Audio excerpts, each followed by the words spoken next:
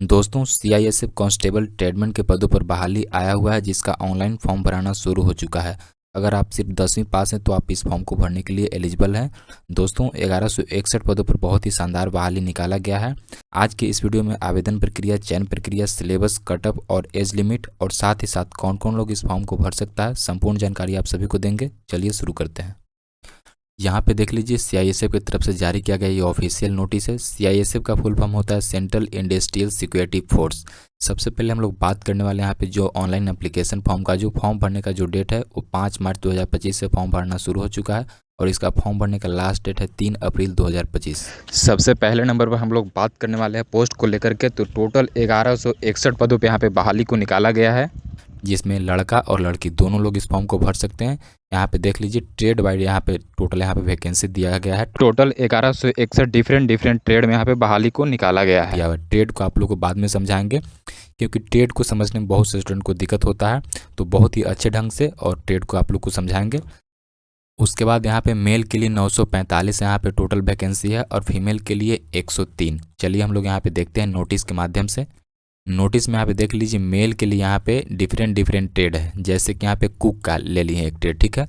तो कुक का यहाँ पे डिफरेंट रीजन में यहाँ पे और डिफरेंट कैटेगरी में यहाँ पे दिया हुआ है, जैसे देखिए general, SC, ST, OBC, EWS और यहाँ पे northern sector, NCR sector, western sector. तो अलग अलग सेक्टर में अलग अलग कैटेगरी के हिसाब से यहाँ पे मेल के लिए टोटल वैकेंसी यहाँ पे देखेंगे। तो यहाँ पे देख लीजिए टोटल 900 यहाँ पे 45 है। उसी तरीके से यहाँ पे फीमेल का देखेंगे तो डिफरेंट ट्रेड के लिए, कुक के लिए, कॉबलर के लिए, ट्रेड के बारे में आप लोग को आगे चल के समझाएंगे।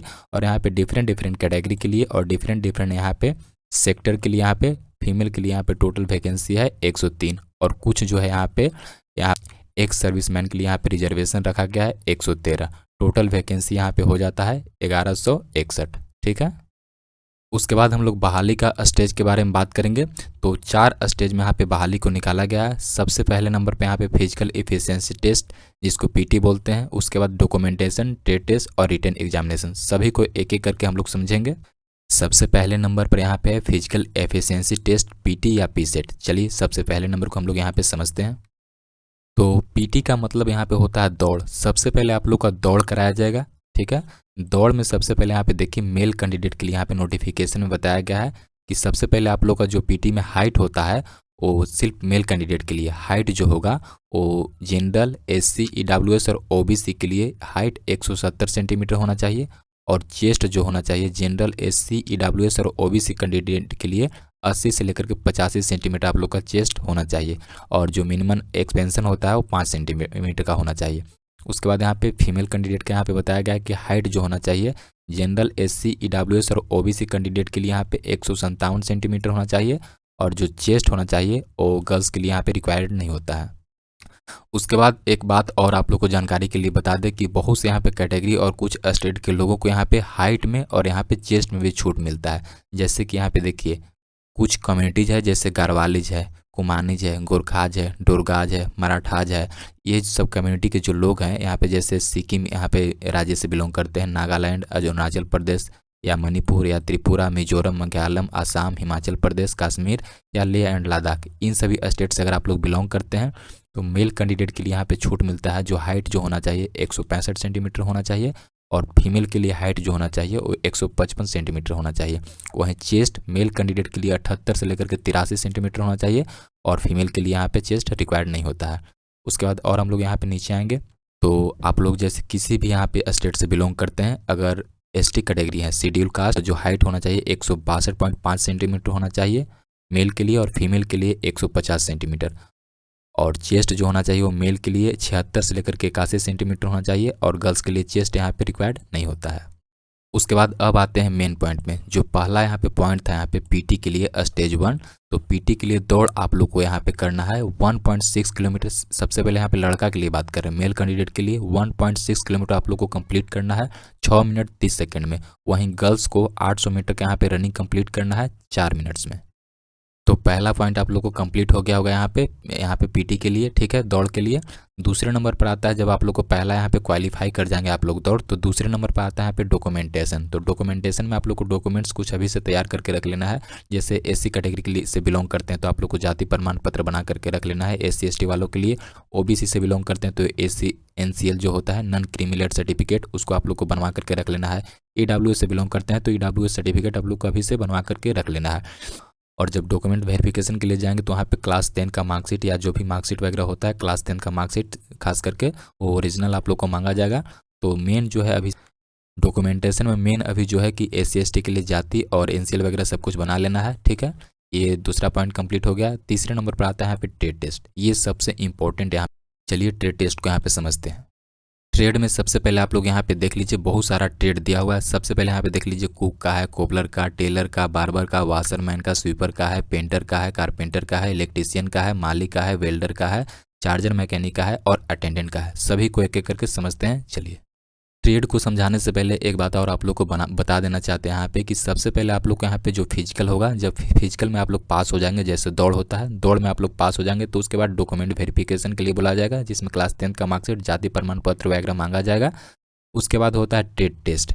ट्रेड टेस्ट यहाँ पे होता है जिसमें बताया जाता है कि मान के चलिए आप लोग कुक चूज करते हैं तो आप लोग को वहाँ पे खाना बना करके दिखाना होगा, या डिफरेंट ट्रेड में जो भी चूज करेंगे उसको आप लोग को वहाँ पे करके दिखाना होगा। और चौथे नंबर पर आता है रिटन एग्जामिनेशन। जो फाइनल मेरिट लिस्ट बनेगा वो रिटन एग्जामिनेशन के आधार पर बनेगा। तो सबसे पहले हम लोग को यहाँ पे ट्रेड को समझना बहुत ही जरूरी है। चलिए समझते हैं कौन सा ट्रेड से आप लोग को फॉर्म को अप्लाई करना चाहिए। ध्यान से देखिएगा, एक एक करके सभी ट्रेड को समझाएंगे। सबसे पहले नंबर पर आता है कुक का, ट्रेड नंबर 1 कुक का आता है। तो कुक अगर आप लोग ट्रेड चूज करते हैं तो आप लोग का आना चाहिए cooking of chapati and rice, मतलब कि यहाँ पे रोटी और चावल यहाँ पे बनाने आना चाहिए। उसके बाद अगर कुक आप लोग सिलेक्ट करते हैं तो यहाँ पे कुकिंग ऑफ वेजिटेबल, मतलब कि सब्जी, दाल, सांभर, इडली बनाने आप लोग को आना चाहिए। Cooking of meat, fish, egg और यहाँ पे खीर, चिकन, फिश, अंडा और खीर आप लोग को बनाने आना चाहिए। ये सारे अगर आते हैं यहाँ पे कर करके दिखाना होगा। जैसे कि यहाँ पे फिजिकल पास कर लेंगे, यहाँ पे डॉक्यूमेंटेशन हो जाएगा तो ट्रेड टेस्ट के लिए बुलाया जाएगा, तो वहाँ पे ये सारे काम आप लोग को करके यहाँ पे लाइव आप लोग को दिखाना होगा। और लाइव वहाँ पे आप लोग को वहाँ पे टेस्ट करने वाले होंगे कुछ ऑफिसर लोग, उसको आप लोग वहाँ पे टेस्ट करेंगे कि आप लोग जो चपाती या रोटी, दाल, चावल सब कुछ बनाए हैं वो सही बनाए हैं या नहीं बनाए हैं, ठीक है। दूसरे नंबर पर आता है यहाँ पे बूट मेकर या कोबलर। तो अगर ये आप लोग को ट्रेड चूज करते हैं तो इसमें आप लोग को पॉलिशिंग ऑफ शूज, मतलब कि जूता को पॉलिश करने आना चाहिए। हैंडलिंग ऑफ टूल्स, मतलब कि जो जूता पॉलिश करने वाले वो जितने टूल्स होते हैं उस सभी टूल्स को आप लोग को चलाने, सीने, करने आना चाहिए। या कटिंग ऑफ लेदर, रिपेयर या स्टिचिंग ऑफ शूज, मतलब कि यहाँ पे लेदर जो होता है उसको काटने आना चाहिए और यहाँ पे रिपेयर करने आना चाहिए, और जो यहाँ पे स्टिचिंग, मतलब कि यहाँ पे जूता को सिलने आना चाहिए, ठीक है। उसके बाद आता है तीसरे नंबर में यहाँ पे टेलर का ट्रेड।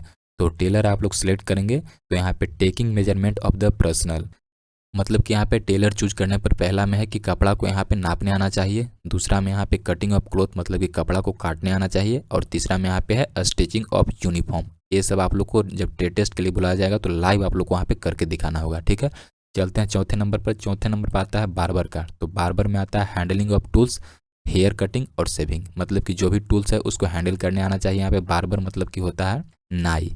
दूसरे नंबर पे हेयर कटिंग, बाल काटने आना चाहिए, और तीसरे नंबर पे यहाँ पे सेविंग आना चाहिए, ठीक है।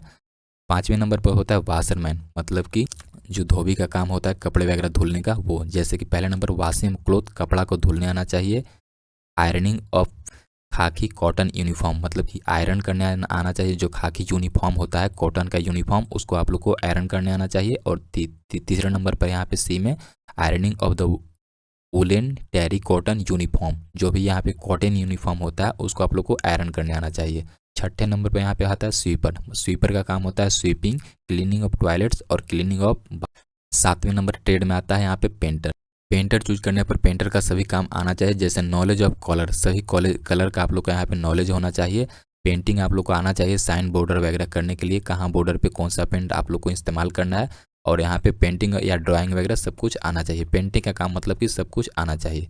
उसके बाद आता है आठवें नंबर पर कारपेंटर। कारपेंटर में आता है हैंडलिंग ऑफ टूल। कारपेंटर का जो यहाँ पे टूल्स होते हैं सारा आप लोग को चलाने आना चाहिए। कटिंग ऑफ वुड, मतलब कि लकड़ी आप लोग को काटने आना चाहिए। और fitting, polishing and finishing of material, सभी जो मटेरियल होते हैं उसको यहाँ पे फिटिंग, फिनिशिंग करने आना चाहिए। अगर आप लोग कारपेंटर यहाँ पे चूज करते हैं, जो भी लकड़ी का सामान आप लोग को बनाने वाला होता है वो सभी कुछ आना चाहिए। उसके बाद 9वें नंबर पर आता है इलेक्ट्रीशियन। इलेक्ट्रीशियन में यहाँ पे नॉलेज ऑफ एसी और डीसी करंट, जो यहाँ पे एसी होता है जो घरों में आता है, एसी और डीसी करंट के बारे में आप लोग को नॉलेज होना चाहिए। न्यू इलेक्ट्रिक फिटिंग के बारे में यहाँ पे किस तरीके से आप लोग को वायर को नया आप लोग को करना है, वायरिंग का जो भी जितने काम होते हैं सभी आना चाहिए। और उसके बाद रिफ्लेक्शन ऑफ इलेक्ट्रिक फॉल्ट, मतलब कि जहाँ कहाँ आप लोग का यहाँ पे कुछ गड़बड़ है, किसी भी तरह का फॉल्ट है तो उसको ठीक करने आना चाहिए। कुल मिलाकर के जो भी यहाँ पे लाइन का काम होता है इलेक्ट्रीशियन का, वो सारा काम आना चाहिए। 10वें नंबर पर यहाँ पे आता है माली। माली मतलब कि माली चूज करने पर आप लोग को प्लांटेशन, मतलब कि यहाँ पे पौधों को देखभाल करने आना चाहिए। मेंटेनेंस ऑफ प्लांट का यहाँ पे देखभाल करके किस तरीके से उगाना है सब कुछ यहाँ पे आना चाहिए। उसके बाद knowledge of seeds growing seasons, मतलब कि कौन से सीजन में कौन सा आप लोग को बीज डालेंगे कि उसको ग्रो कर पाएँ, कौन से पौधा उगाएं, वो सब सारे कुछ आना चाहिए। उसके बाद आता है 11वें नंबर पर वेल्डर। अगर आप लोग वेल्डर यहाँ पे ट्रेड चूज करते हैं तो नॉलेज ऑफ वेल्डिंग टूल्स, जो भी वेल्डिंग का टूल्स होता है उसको आप लोग को चलाने आना चाहिए। एआरसी वेल्डिंग आना चाहिए, यहाँ पे प्रैक्टिकल यहाँ पे करके दिखाना होगा, और गैस वेल्डिंग कर यहाँ पे करके आप लोग को वहाँ पे दिखाना होगा। उसके बाद यहाँ पे 12वें नंबर पर आता है चार्जर मैकेनिक। चार्जर मैकेनिक आप लोग अगर ट्रेड चूज करते हैं तो नॉलेज ऑफ एसी और डीसी करंट आप लोग को होना चाहिए, कौन सा एसी करंट है और कौन सा डीसी करंट है।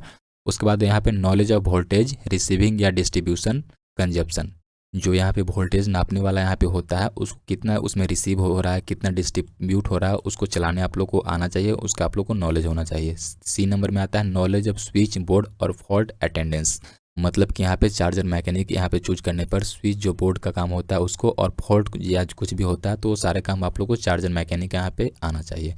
उसके बाद आता है 13वें नंबर पर यहाँ पे मोटर पंप अटेंडेंट।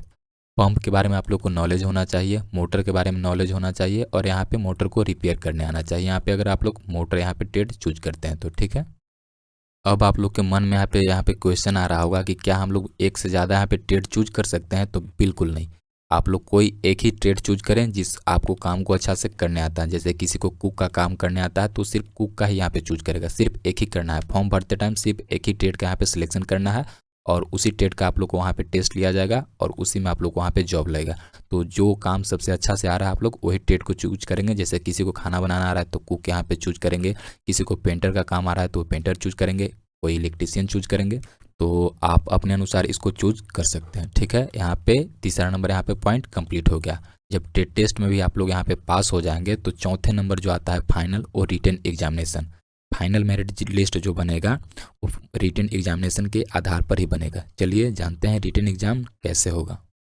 दोस्तों जब आप लोग का रिटन एग्जामिनेशन होगा तो ऑब्जेक्टिव टाइप क्वेश्चन आप लोग को पूछा जाएगा, और OMR सीट पर होगा, ऑफलाइन एग्जाम कराया जाएगा, जो कि यहाँ पे 100 मार्क्स का यहाँ पे जो क्वेश्चन आप लोग को पूछा जाता है, और 2 घंटा आप लोग को एग्जाम, 2 घंटा का एग्जाम होगा, जिसमें यहाँ पे 100 क्वेश्चन होगा। सभी क्वेश्चन एक एक नंबर का, 100 क्वेश्चन 100 नंबर का होगा, जिसमें कि यहाँ पे जनरल अवेयरनेस से क्वेश्चन पूछा जाएगा, जनरल नॉलेज से पूछा जाएगा, यहाँ पे नॉलेज ऑफ एलिमेंट्री मैथमेटिक्स से पूछा जाएगा, एप्टीट्यूड टेस्ट जो कि रीजनिंग वगैरह होता है उससे यहाँ पे क्वेश्चन पूछा जाएगा, और आप लोग के यहाँ पे हिंदी और इंग्लिश के यहाँ पे बेसिक लैंग्वेज आप लोग को यहाँ पे आना चाहिए। देखिए यहाँ पे basic knowledge of the candidate in Hindi और इंग्लिश। सबसे मेन पॉइंट इसमें यहाँ पे देख लीजिए निगेटिव मार्किंग इसमें नहीं है, यहाँ पे नो निगेटिव मार्किंग यहाँ पे देख लीजिए। तो सबसे अच्छा यहाँ पे मेन पॉइंट हो जाता है स्टूडेंट के लिए कि यहाँ पे सारे के सारे क्वेश्चन आप लोग को अटेम्प्ट कर सकते हैं, कोई भी मार्क्स आप लोग को निगेटिव नहीं कटने वाला है। क्वालिफाइंग मार्क्स की बात करें तो यहाँ पे जनरल, EWS और एक सर्विसमैन के लिए यहाँ पे 35% मार्क्स पे आप लोग क्वालिफाई होंगे। SC ST और OBC के लिए यहाँ पे 33% यहाँ पे क्वालिफाइंग मार्क्स है। तो सारा पॉइंट्स आप लोग के यहाँ पे क्लियर हो गया होगा। यहाँ पे देखिए पहला में यहाँ पे दौड़ होगा, दौड़ आप लोग को जब कंप्लीट कर लेंगे, पास हो जाएंगे, तो उसके बाद डॉक्यूमेंट वेरिफिकेशन के लिए बुलाया जाएगा। उसके बाद ट्रेड टेस्ट में आप लोग को जो भी चूज करेंगे, जैसे कुक चूज किए तो खाना बनाकर दिखाना होगा, इलेक्ट्रीशियन चूज किए तो लाइन वाला सारे काम करके आप लोग को वहाँ पे लाइव दिखाना होगा। जब ये भी ट्रेड टेस्ट में भी आप पास हो जाएंगे तो चौथे नंबर पर आता है रिटन एग्जामिनेशन। रिटन एग्जामिनेशन के बारे में आप लोग को यहाँ पे बता दिए हैं, ठीक है। उसके बाद अब आता है यहाँ पे हम लोग को पे स्केल के लिए, मतलब कि सैलरी के बारे में। तो सैलरी के लिए आप लोग को बता दें कि बहुत ही शानदार यहाँ पे सैलरी है इस वैकेंसी के लिए। टोटल यहाँ पे देख लीजिए पे लेवल 3 का, मोस्ट ऑफ द यहाँ पे जो वैकेंसी होता है उसमें पे लेवल 1 या पे लेवल 2 का यहाँ पे सैलरी देखा जाता है, लेकिन इस वैकेंसी में यहाँ पे देख लीजिए पे लेवल यहाँ पे 3 का यहाँ पे सैलरी है, जिसमें 21,700 से लेकर के 69,000 तक यहाँ पे स्टार्टिंग सैलरी है। यहाँ पे नोटिफिकेशन के माध्यम से आप लोग को बताते हैं। देखिए बताया गया कि पे लेवल 3 का सैलरी रहेगा जो 21,700 से लेकर 69,000 तक यहाँ पे सैलरी रहा जाएगा। साथ ही सैलरी के साथ साथ यहाँ पे कुछ अलाउंसेस वगैरह, बहुत से बेनिफिट्स वगैरह भी ऐड हो जाते हैं, ठीक है। उसके बाद बात करते हैं यहाँ पे फॉर्म भरने के लिए यहाँ पे एज लिमिट के बारे में। तो एज लिमिट 18 साल से लेकर के 23 साल तक आपका उम्र होना चाहिए और ये 1 अगस्त 2025 तक आप लोग को हो जाना चाहिए कंप्लीट। 1 अगस्त 2025 तक 18 साल से लेकर के 23 साल तक आपका उम्र होना चाहिए। उसके बाद यहाँ पे कुछ कैटेगरी में यहाँ पे उम्र के लिए छूट दिया गया है। जैसे SC ST कैटेगरी से आप लोग बिलोंग करते हैं तो आप लोग को 5 साल का यहाँ पे छूट दिया जाता है। जैसे 23 साल यहाँ पे मांगा गया है 18 से 23, तो अपर एज में आप लोग को छूट मिलता है 5 साल का। 23 और 5 28 साल भी अगर आपका उम्र है 1 अगस्त 2025 तक तो आप इस फॉर्म को भर सकते हैं। उसके बाद OBC अगर कैटेगरी से बिलोंग करते हैं तो आपका 3 साल का यहाँ पे छूट दिया जाता है। जैसे टोटल यहाँ पे 23 मांगा गया है तो 23 + 3 26 साल भी अगर आपका उम्र है यहाँ पे तो आप इस फॉर्म को भर सकते हैं OBC कैटेगरी वाले। और अगर एक सर्विसमैन है तो एक सर्विसमैन को यहाँ पे 3 साल का यहाँ पे छूट दिया जाता है, ठीक है। उसके बाद आते हैं यहाँ पे एजुकेशन क्वालिफिकेशन के लिए। तो एजुकेशन क्वालिफिकेशन यहाँ पे सिर्फ 10th मांगा गया है। अगर आप क्लास 10 पास हैं तो आप इस फॉर्म को भर सकते हैं। कोई यहाँ पे कोई अदर क्वालिफिकेशन डिटेल यहाँ पे नहीं मांगा गया है। सिर्फ अगर आप क्लास 10 पास हैं तो आप इस फॉर्म को भर सकते हैं, ठीक है। अगला पॉइंट है एप्लीकेशन फ़ी। फॉर्म भरने के लिए एप्लीकेशन फ़ी जो है यहाँ पे जनरल, OBC और EWS कैटेगरी के लिए यहाँ पे 100 रुपये आप लोग को एप्लीकेशन फ़ी देना होगा। और SC ST, एक सर्विसमैन और सभी कैटेगरी के लड़की के लिए यहाँ पे 0 रुपया, कोई पैसा यहाँ पे नहीं लगने वाला है। जनरल, OBC, EWS के लिए 100 रुपया, SC ST और कोई सर्विसमैन है या कोई लड़की है किसी भी कैटेगरी से तो आप लोग को कोई पैसा फॉर्म भरने के लिए नहीं देना है, ठीक है। एक बात और आप लोग के यहाँ पे बता दें कि जो जॉब आप लोग को लगेगा वो सेंट्रल लेवल के यहाँ पे जॉब होगा। Employ joining to service of central level government job होगा और सेंट्रल लेवल का जॉब होगा। तो बहुत ही शानदार वैकेंसी है और जिसमें पे लेवल 3 का यहाँ पे सैलरी है। बहुत कम रेयर केस में यहाँ पे लेवल 3 का यहाँ पे सैलरी मिलता है। तो बहुत ही शानदार वैकेंसी है। इस फॉर्म को आप लोग हाथ से जाने नहीं दीजिए क्योंकि ऐसा मौका हमेशा नहीं आता है। 21,700 लेकर के 69,000 तक आप लोग यहाँ पे स्टार्टिंग सैलरी रहेगा, जिसमें बहुत से अलाउंसेंस जुड़ेगा। और 5 मार्च 2025 से यहाँ पे फॉर्म भराना शुरू हो चुका है और 3 अप्रैल 2025 तक फॉर्म भरने का लास्ट डेट है, ठीक है। तो थैंक यू।